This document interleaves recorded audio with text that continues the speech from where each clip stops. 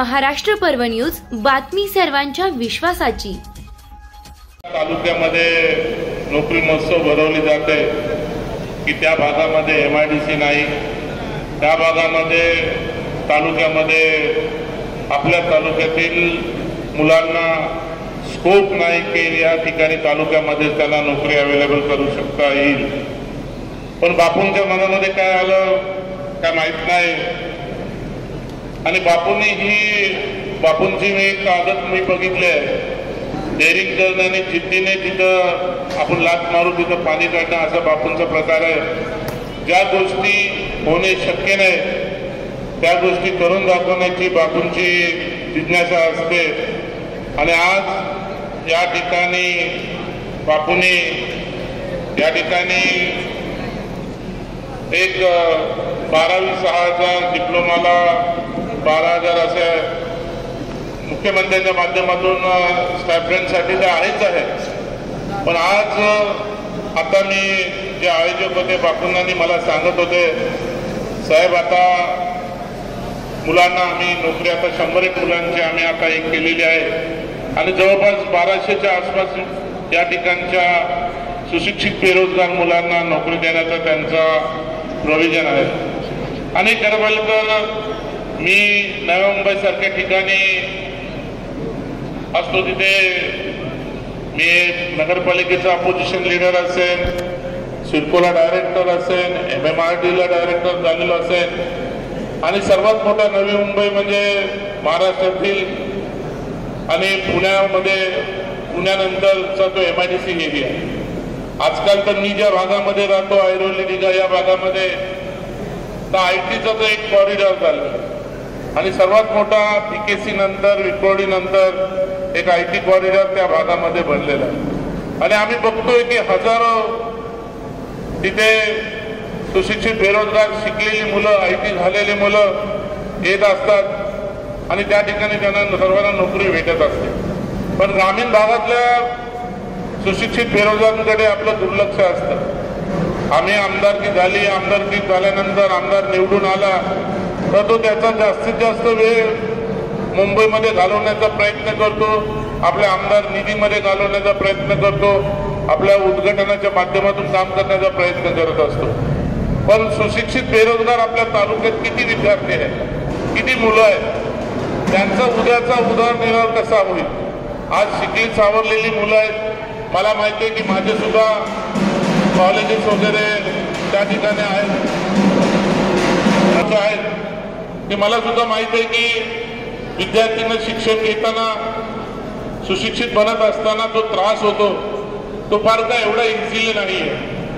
तालुक्यासारख्या ठिकाणी शिक्षण घेत असताना आणि शहरासारख्या ठिकाणी शिक्षण घेत असताना काय काय कष्ट विद्यार्थ्यांना घ्यायला लागतात, आई वडिलांना घ्यायला लागतात, आणि मुलांचं भवितव्य बघून आपले आई वडील मुलांना पुण्यासारख्या ठिकाणी पाठवतात, मुंबईसारख्या ठिकाणी पाठवतात, कुठे लातूर सारख्या ठिकाणी पाठवतात।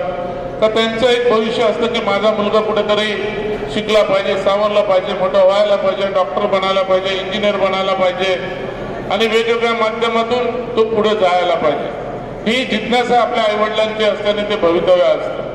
पण त्याला जर बापूंसारखा कार्यकर्ता म्हणजे आमदार कार्यकर्ता बनून सर्वसामान्य लोकांचा एक आशादायी बनून ज्यावेळेस असं भव्य नोकरी महोत्सव या ठिकाणी लावलं जातं, मला वाटतं या ठिकाणी 7 ते 70 कंपन्या इथं आलेल्या आहेत आणि या ठिकाणी तुम्हाला सर्वांना या ठिकाणी ज्या पद्धतीने पाहिजे त्या पद्धतीतून नोकऱ्या ज्यांच्या काही IT इंजिनियर असतील, 12वी झालेले असतील, एज्युकेशन पूर्ण झालेलं असतील, वेगवेगळ्या स्किलमध्ये ज्यांनी आपली पदोन्नती केलेली असेल त्यांना सर्वांना या ठिकाणी नोकरी देण्याचा आज त्या ठिकाणी बापूंच्या त्यांनी जे भविष्य पाहिलं, मुलांचं भविष्य पाहिलं, त्याला आज या ठिकाणी फळ मिळालेलं आहे, त्याचा मला आनंद होतोय। आज निरीक्षण म्हणून मी पहिल्याच दिवस इथं आलो आणि पहिल्या दिवशी आल्यानंतर बापूंचं हे काम पाहिल्यानंतर मला वाटतं की अशी कामं आपल्या तालुक्यामध्ये करणं हे फार मोठं शिवधनुष्य हातात घेऊन पेलण्यासारखं आहे आणि ते बापूंनी पेलण्याचा पूर्णपणे विचार केलेला आहे आणि पूर्ण पेलत आहेत। त्याच्याबद्दल मी बापूला शुभेच्छा देतो. तुम्हाला सर्वांना एकच सांगतो, आज जर त्या ठिकाणी पाहायला गेल्यानंतर महाराष्ट्रामध्ये कुठलीही गोष्ट माननीय महाराष्ट्राचे लाडके मुख्यमंत्री सर्वांच्या बाबतीत, लाडकी बहीण असेल, लाडका भाऊ असेल, आणि या ठिकाणी मी सांगितलं तसं ज्या मुलांना 12वी झाले, डिप्लोमा झालेले आहेत, अशा कितीतरी विद्यार्थी आहेत की त्यांना प्रत्येकांना स्टायपेंडच्या माध्यमातून महिन्याला त्यांना सरकारच्या माध्यमातून पैसे देण्याची व्यवस्था सुद्धा मुख्यमंत्र्यांनी केलेली आहे. आणि याचा फायदा आपण सर्वांनी घेतला पाहिजे. आणि मला माहिती आहे डिग्री डिप्लोमा आज होईल, आज ज्यांना ज्यांना नोकरी भेटेल, पण ज्यांना नाही भेटणार त्यांनी शासनाची जी काही जे धोरणं आहेत आणि शासनाच्या माध्यमातून ज्या स्टायपेंडला जे काही तुम्हाला शासनाच्या माध्यमातून भेटणार आहे त्याचा सुद्धा तुम्ही सर्वांनी उपयोग करून घ्या अशी मी या ठिकाणी विनंती करतो.